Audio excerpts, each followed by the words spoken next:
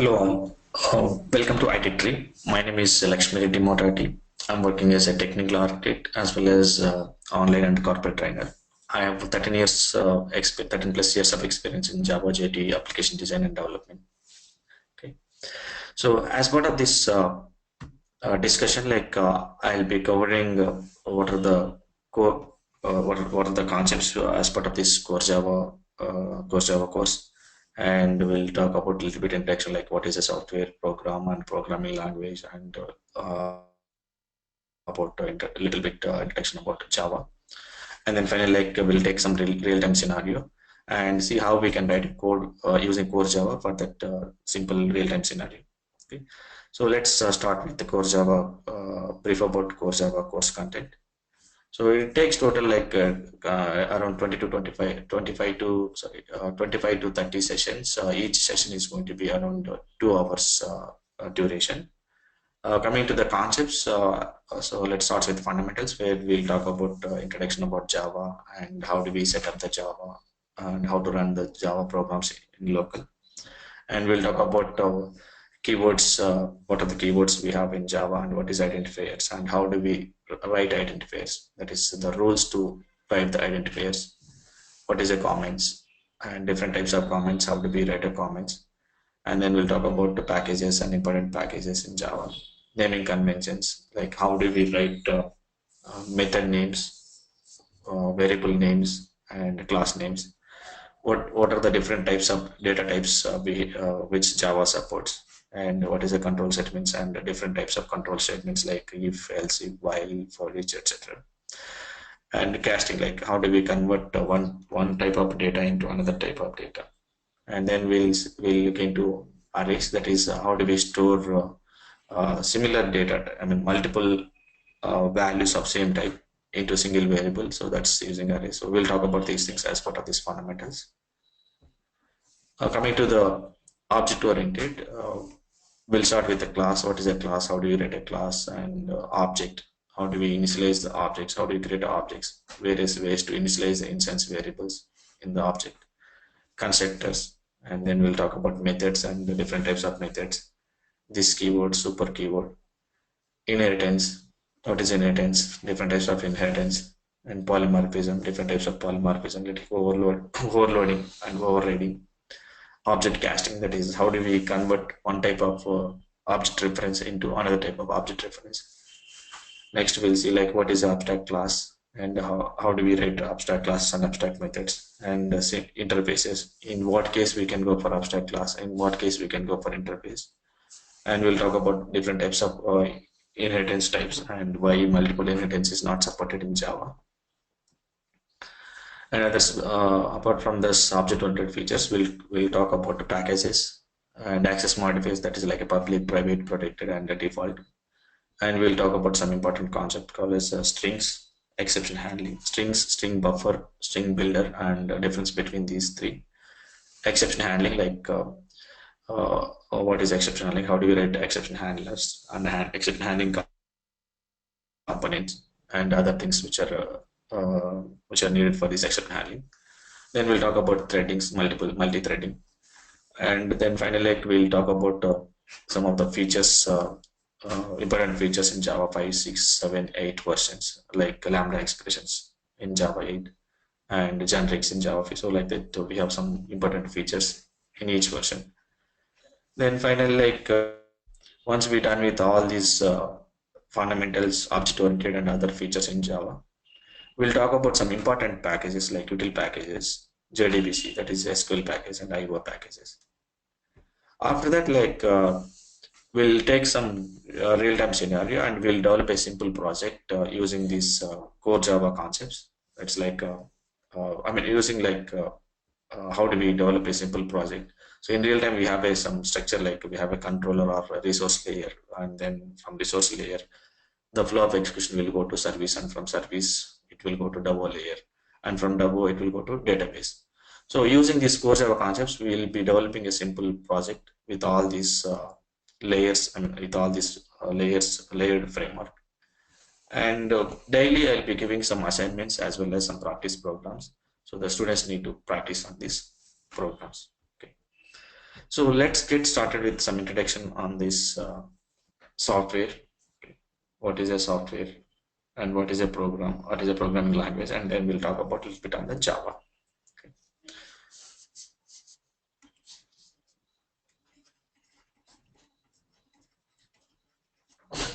So I can say like a software is nothing but a group of programs. So as in like this is a software. So inside this software, I'll have some group of programs, program 1, program 2, etc. Like this, we have so many programs, 2, 3, 4, etc.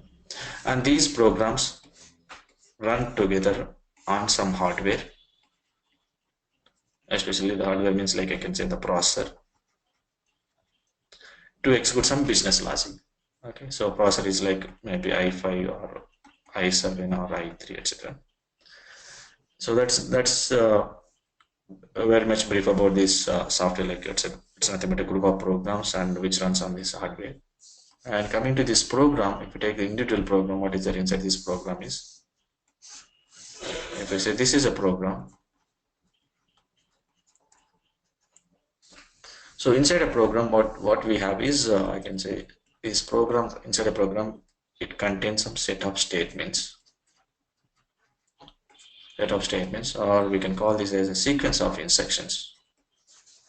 Sequence of instructions which will be executed on this hardware. So the moment I say like this set of programs executed on this hardware means the instructions or statements which are there inside the program, those instructions will be sent to this processor, then processor will be executed accordingly and give the result back.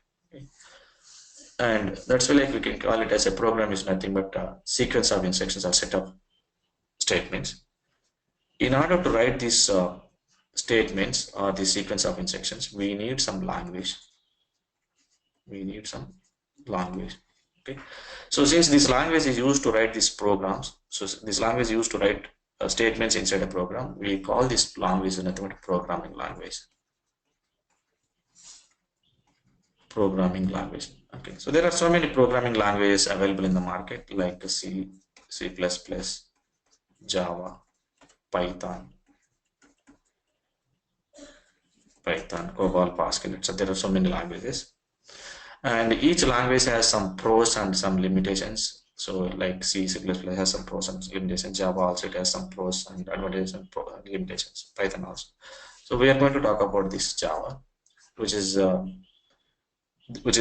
most popular modern languages. Okay. So let me reiterate. So let me brief about once again. Like this one, like software is nothing but a group of programs which execute on the hardware.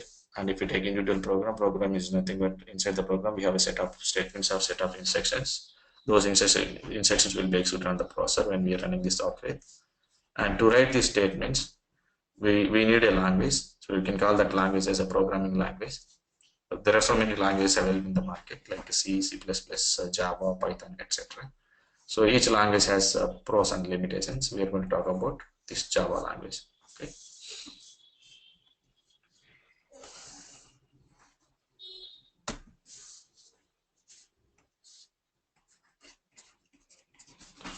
Okay. So this is Java is one of the most famous language, modern languages, which was started in 1990 by a team of James Gosling. There is a person called as James Gosling, and his team started this language. Initially, they have named this language as Green Talk. This language name was Green Talk, and in 1991 they have renamed this Green Talk to Oak. And in 1995 again they renamed this one as Java. Okay, initially it was Green Talk, then renamed to Oak, and then renamed to Java. Okay. So that's it, a little bit about this Java history. Okay, so coming to these versions in Java, we have 3 versions in Java. So especially in Java, we have 3 versions. One is J2SE, also called as JSE, and there is other called as J2EE, and also called as JEE, and then J2ME.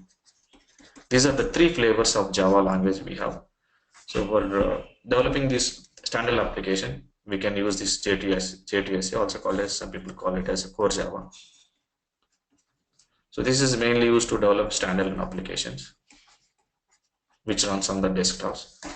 And whereas J2EE application, that is if you want to develop some enterprise applications. And for J2ME, so if you want to develop applications which can run on the micro devices. Okay. So for all these two things like this, J2ME, J2SE, this is the fundamental things. Like any developer, if they want to work on J2 part or J2ME, they need to be strong in J2SE part. Okay. So that's why people call it as a core Java. So the main, once you learn this core Java, where and all we can use this core Java concept is like, I'll just brief some of the areas where we can use this Java concepts. So once you're done with the core Java, with this knowledge, you can learn J2EE. That is, you can develop some server-side applications like banking applications. If you want to work on these server-side applications, yes, core Java is mandatory. And if you want to go with the Android side, yes, you need core Java language knowledge. And even if you want to go with this Selenium testing side, Selenium or big data, or that is big data Hadoop, or any flavors of this big data implementation. And even if you want to go with IoT, Internet of Things, or any cloud-based applications implementation, application implementation, yes, you need this core Java. Okay.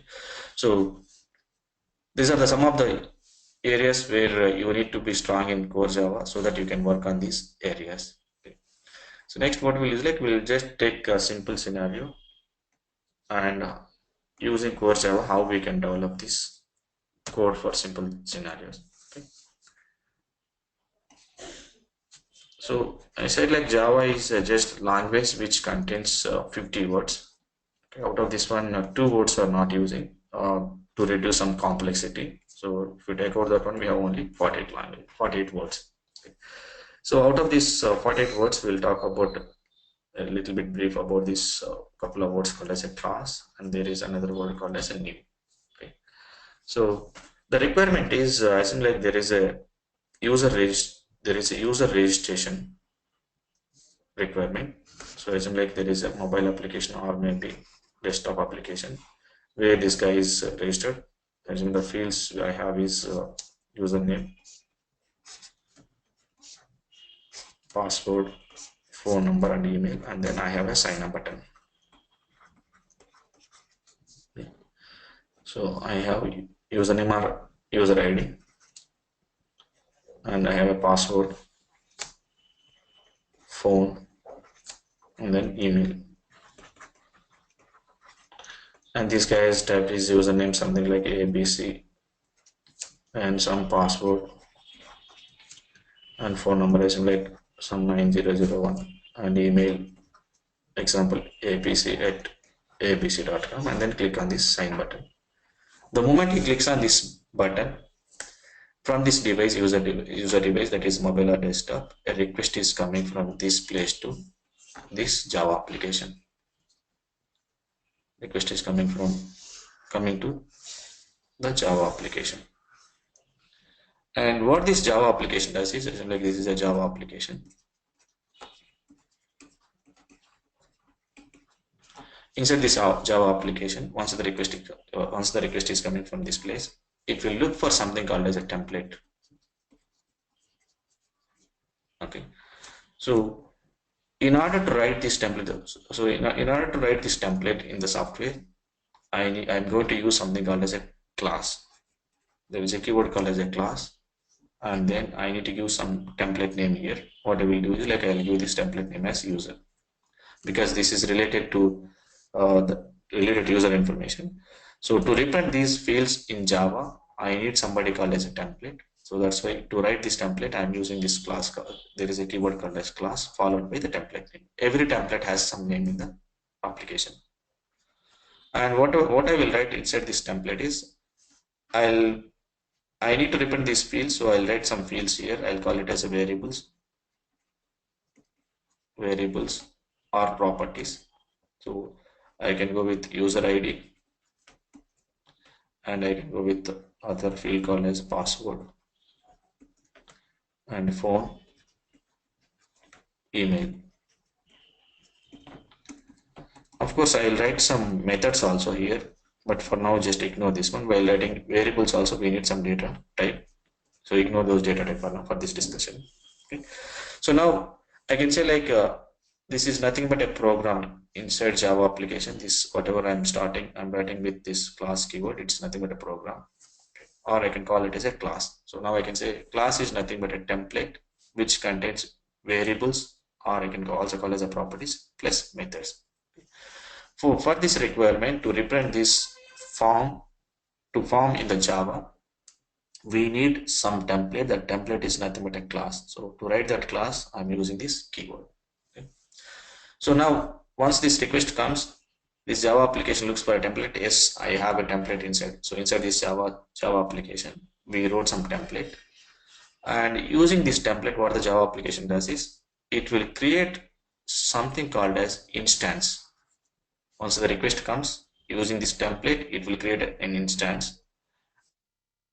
In order to create this instance, we need some other keyword called as new keyword. I need to have some other keyword called as new keyword, and followed by for which template it is created, for user template. So I need to give this one user. So as a Java developer, I've written this class, I've written this program, or I've written this template using keyword called as class, and then to reprint this data, okay, to reprint ABC 9001 ABC at abc.com, I need to create some instance. And to create this instance, I'm going to use something called as new keyword. Okay. So once this is executed, this instance will be created. What is there inside this instance is it is going to have these fields, this user ID, password, phone number, email, whatever there inside this class. These fields are going to be stored inside. That is like user ID equal to, and what is the value which is going to store inside this one is whatever it is coming, either it is ABC or XYZ, any value. As like now it is coming as ABC. And next field is password. What is the password? Maybe test at 1 2 3. If we type test at 1 2 3, that is going to store here. And phone number. So now at present, like the phone number is 9001. Okay, so if user types this one, this is the value which I'm going to, and email abc at abc.com. This is what happens if we create an instance. Okay, so now I can say like this instance is nothing but an object, also called as per the book definition. I can say like an object is nothing but instance of this class. That means once the user is submitted this one, it look for a template, and using this template, so look for a template which represent these fields. Yes, we have a template whose template name is user, and using this template we are creating some instance. For creating instance, we are using some new keyword. Once this line of code is executed, this is what happens, and this data will be stored inside this instance. Assume like there is another user submitted a request from another device, either it is a mobile device or maybe some other. Again, it does the same thing. A request comes to this application and look for a template, and using this template, again it will be executed like this code, that is a new operator, and it is going to create another instance. Okay, so let me put this one as new user, which is assigned to some u1. So I'll put this one. Now u1 is holding this instance, which inside u1 I have this data, and let me say like new user, and let me assign this to u2. Now u2 will be assigned to this, or u2 is referring to this object. So inside this instance, whatever the data is type, like if it is xyz and some password, and phone number is 9002 and xyz@xyz.com. These details will be stored. So once this instance is created using this new operator, and these variables, that is like user ID, will be coming here, and the data is this one, xyz, and password, some password, test123, phone number, whatever the user types here, 9002, and email, so xyz@xyz.com. Okay. So now once this is created user, that is this instance using new keyword, and another instance using once again will be executing this new keyword, what it will is like Java application, it sends this one to some database. That's like it will pass this u1 data or u2 data to this one, and where here it will insert this data into each object data, or each instance data will be stored into one record. Second object data will be recorded into another record, and then send the response, either a success message or failure message. Based on this one, inside we have other programs inside the Java application. We have other classes or other programs inside. They will execute some business logic here and send the response back saying that your user account is created successfully, and here also it will send user account is successfully created. Okay, so these are like we can use these keywords. So for reprint this form,